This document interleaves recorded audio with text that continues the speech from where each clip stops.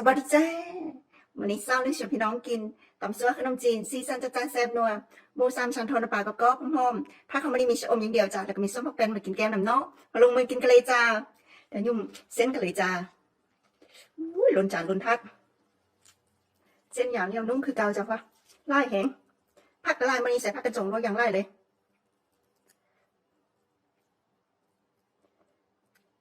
แซ่บๆนำกันจ้า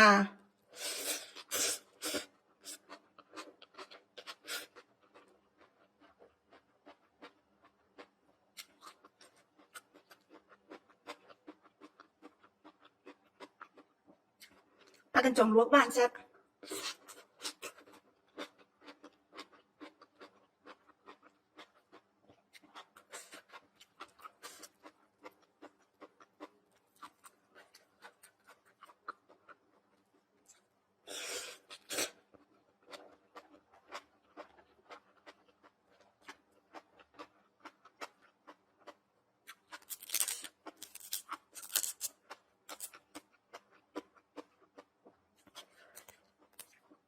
ชมงามจ้ะ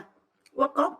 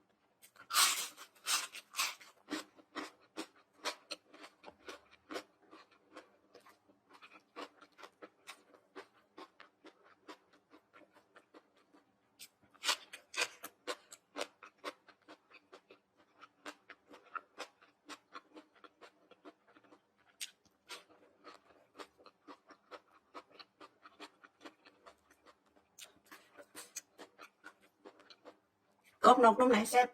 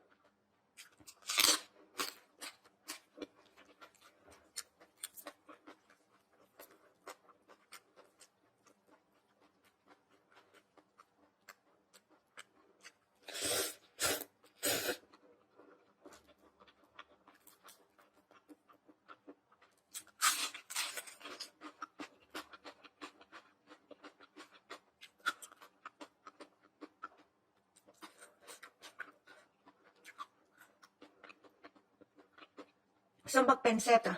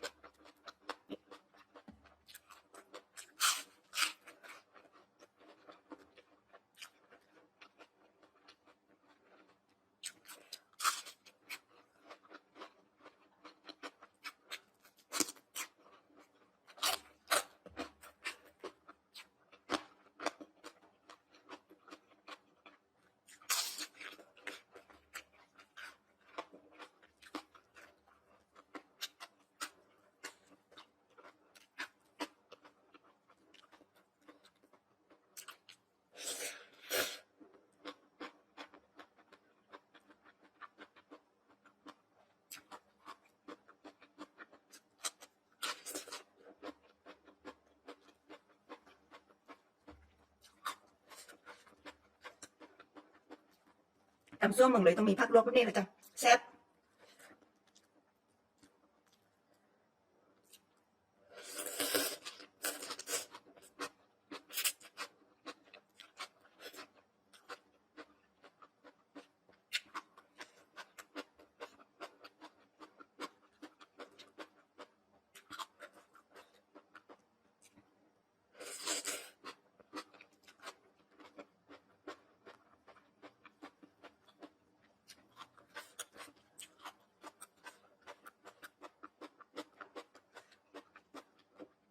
เข้ากันดีพากันจ่องลวกขนมจีน